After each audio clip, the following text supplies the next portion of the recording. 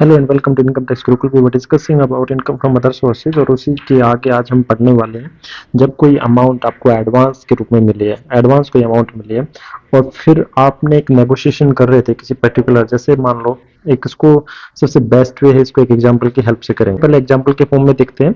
मान लो कोई ए है, उसके पास कोई एसेट है, वो ए एक अपने एसेट को बी को सेल करना चाह रहा है। तो ये यहाँ पे क्या है, सेलर है, और ये यहाँ पे क्या है भाई, बायर है। ठीक है, ये अपना एक एसेट बी को सेल करना चाह रहा है और इन दोनों के बीच में कुछ डिस्कशन चल रहा है, एग्रीमेंट चल रहा है कि कितने में एसेट को बेचना है इसको और कितने में बी को एसेट खरीदना है।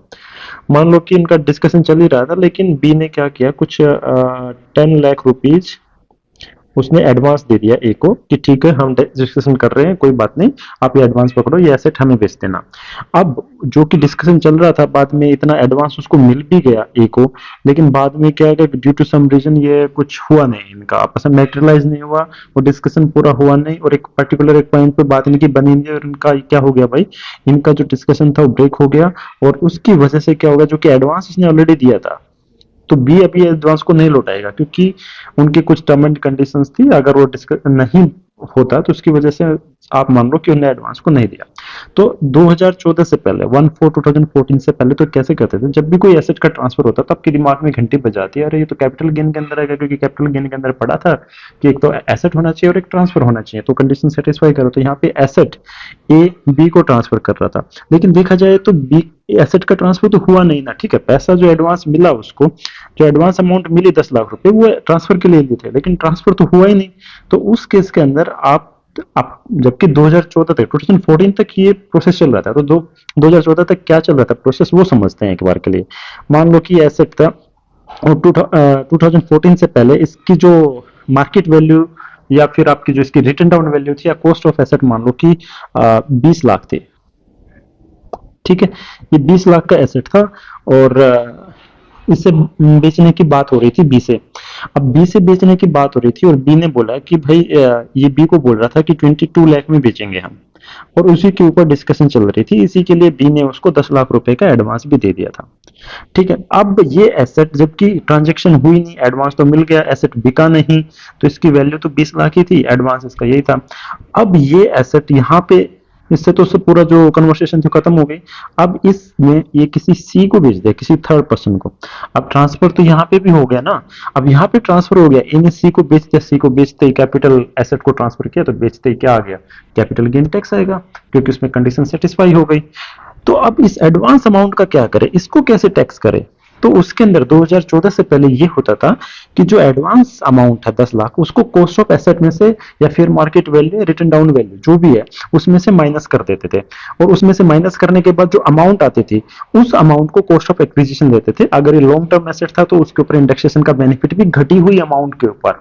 जैसे कि इस केस के अंदर शुरू में अमाउंट कितनी थी, 20 लाख उसकी रिटर्न डाउन वैल्यू थी, तो इसमें से 10 लाख रुपए क्या होगा, 10 लाख रुपए माइनस कर देंगे तो टोटल कितना बच गया, 10 लाख रुपए। अब ये इसको कॉस्ट ऑफ एक्विजिशन मान लेंगे। अगर मान लो कि लॉन्ग टर्म एसेट है तो इसके ऊपर इंडेक्सेशन का बेनिफिट मिलेगा, और शॉर्ट टर्म में तो इंडेक्सेशन का बेनिफिट नहीं मिलेगा। एक मिनट के लिए मान लेते हैं कि शॉर्ट टर्म एसेट है, तो ये बेचा किसने का, और इसने मान लो कि सी को भी कितने का बेच दिया, 22 लाख का बेचा, जो बी को बेचने वाला था, लेकिन बी ने खरीदा नहीं, सी को भी 22 लाख का बेच दिया। तो अभी 22 लाख का बेच दिया, कॉस्ट ऑफ एक्विजिशन तो कितना, 10 लाख रुपए, और बेचने का सेल कंसिडरेशन कितना, 22 का, तो उसको कितने का फायदा हुआ, 12 लाख का फायदा हुआ।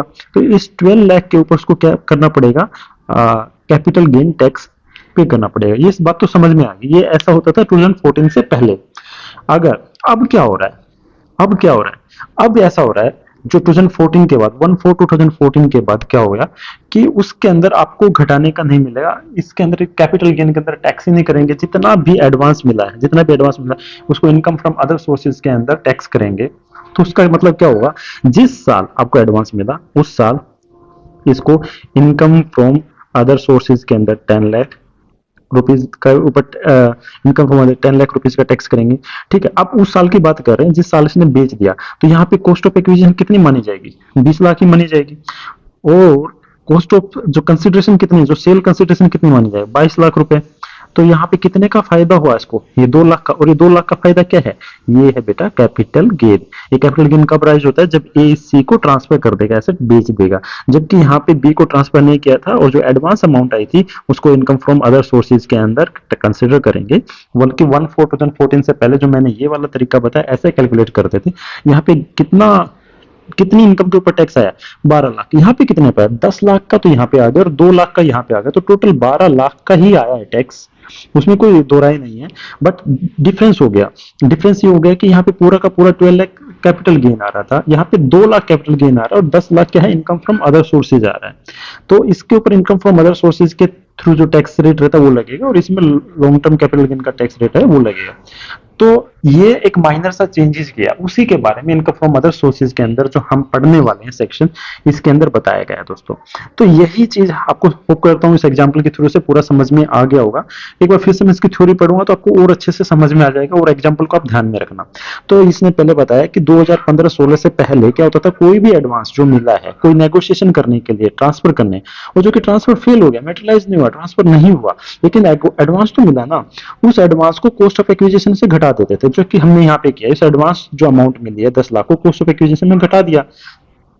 तो घटाने के बाद जो वैल्यू आई है कॉस्ट ऑफ एक्विजिशन में, या फिर रिटर्न डाउन वैल्यू या फिर मार्केट वैल्यू, उनमें एसेट की जो रिटर्न डाउन वैल्यू उस टाइम पे या फिर मार्केट वैल्यू, उसमें से घटा देंगे एट द टाइम ऑफ इस ट्रांसफर।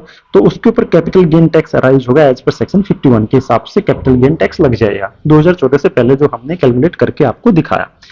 फिर उसके बाद असेसमेंट ईयर 2015-16 के मतलब प्रीवियस ईयर कितना हो गया बेटा, 14-15 के बाद ये सेक्शन आ गया 52 का सब पार्ट, और ये इसका 9th जो पार्ट है, इसके अंदर ये बताया गया कि टैक्सेबिलिटी ऑफ कोई भी पैसा अगर मिला है, वो एडवांस है और नेगोशिएशन के दौरान मिला है ट्रांसफर ऑफ कैपिटल एसेट में, उस सम को चार्ज किया जाएगा इनकम फ्रॉम अदर सोर्सेज के अंदर। यहाँ पे चेंज हो गया। और अगर ये सम, इफ सम इज फोरफिटेड और negotiation do not result in transfer, negotiation हुआ ही नहीं, एडवांस तो मिल गया, जब नेगोशिएशन हो जाता और उसका जो ट्रांसफर हो जाता, तो सीधी सी बात है कैपिटल गेन आ ही जाना था भाई। 10 लाख 20 लाख का था, 22 लाख का बेच दिया, 2 लाख का फायदा हो गया, कैपिटल गेन पर लगा। ये दिक्कत तब आई जब हमने एडवांस मिला और एडवांस को फोरफिट कर लिया। एडवांस को फोरफिट करने के टाइम से एडवांस के ऊपर टैक्स कब लगेगा उसके बारे में पूरा डिस्कशन चल रहा है। तो 2014-15 के बाद, प्रीवियस ईयर के बाद, ये 52 का ये पार्ट आने के बाद आपको इनकम फ्रॉम अदर सोर्सेज के अंदर इसको टैक्स करना पड़ेगा। बट अब आपने बता दिया कि यहाँ पे भी टैक्स है और यहाँ पे भी टैक्स है, इसलिए डबल टैक्सेशन ना हो जाए एक ही चीज का, इसलिए क्या हो गया, सेक्शन 51 को अमेंड किया गया, और अमेंड करने के बाद ये अमेंड किया गया और इसको इंसर्ट किया गया, इसके ताकि दोनों का डबल टैक्सेशन ना हो जाए। तो अब जो भी एडवांस के अमाउंट है यहाँ पे टैक्स ना होके यहाँ पे टैक्स होगी। ठीक है, यही बात इसके अंदर इसमें बताया गया। तो यहाँ पे लिखा गया tax treatment of advance money, section 51 हो रहे। तो इससे पहले क्या था, सेक्शन 51 लगता था 1414 से पहले, और रिसीव्ड और फोरफिटेड आफ्टर दिस टाइम तो इनकम फ्रॉम अदर सोर्सेज में आएगा। तो एडवांस जो फोरफिट है उसको डिडक्ट कर देते हैं कॉस्ट ऑफ एक्विजिशन से, जो हमने यहाँ पे करके दिखाया एग्जांपल में, और उसके बाद एक्चुअल ट्रांसफर होगा। तो होप करता हूँ आपको समझ में आ गया होगा। लेकिन एक बार मैं फिर से, ये क्वेश्चन बहुत सिंपल सा क्वेश्चन है, कोई नहीं, एक बार फिर से मैं आपको बता देता हूँ। ए के पास एक एसेट था जिसने 10 लाख रुपए एडवांस ले लिया, टोटल उसकी जो मार्केट वैल्यू थी या फिर जो भी उस टाइम के कॉस्ट ऑफ एक्विजिशन 20 लाख रुपए था। 22 लाख में बात चल रही थी बायर के बीच में और सेलर के बीच में, बट वो कुछ हुआ नहीं। इसकी वजह से क्या हो गया, उसने फोरफिट कर लिया, ए ने, जो सेलर ने उसके अमाउंट को फोरफिट कर लिया, उसको दिया ही नहीं। तो अब बट एसेट उसको बेचना था, उसने सी को बेच दिया 22 लाख का। तो यहाँ पे देखा जाए जो पहले 2014 से पहले क्या होता था, जब हम यहाँ की बात करते, जब एसेट ट्रांसफर हुआ नहीं, ए और बी की बात करते, तो 20 लाख का एसेट की कॉस्ट ऑफ एक्विजिशन थे, जिसमें से 10 लाख रुपए हम घटा देते थे। अब कॉस्ट ऑफ एक्विजिशन कितनी आ गई, 10 लाख। अब एसेट की कॉस्ट ऑफ एक्विजिशन कितनी मानी जाएगी, 10 लाख रुपए मानी। अब इसको बेच दिया इसने, कितने का, 22 लाख का बेच दिया। तो 10 लाख की चीज थी, 22 लाख की बेच दी। अगर शॉर्ट टर्म है तो 12 लाख का आ गया, अगर लॉन्ग टर्म होता तो इसमें इंडेक्सेशन का बेनिफिट भी देते, और यहाँ पे कैपिटल गेन के अंदर टैक्स प्रोवाइड होगा, टैक्स लगेगा। लेकिन बाद में जब चेंज हो गया, अमेंडमेंट हो गया, अमेंडमेंट होने के बाद उसने कहा कि हम यहाँ पे आपको घटाने को नहीं देंगे। उसका मतलब ये हुआ कि जितने की कॉस्ट ऑफ एक्विजिशन थी, कॉस्ट ऑफ एक्विजिशन, सेल कितने का किया, 22 लाख का, तो 20 लाख का था ये, 22 लाख का, तो 2 लाख की कैपिटल गेन के अंदर आएगा। अरे यहाँ पे तो 12 लाख आ रहा था, 2 लाख कैपिटल गेन के अंदर आएगा। बाकी का एडवांस, एडवांस का क्या करें, जो यहाँ से इसको मिला है उस एडवांस को इनकम फ्रॉम अदर सोर्सेज के अंदर टैक्स करेंगे। Simple it is. होप करता हूँ आपको समझ में आ गया होगा। अगर आपको समझ में नहीं आया तो आप प्लीज कमेंट सेक्शन में जरूर लिखिए, और अगर आपको अच्छा लगा तो प्लीज चैनल को सब्सक्राइब कीजिए और लाइक कीजिए। हमारे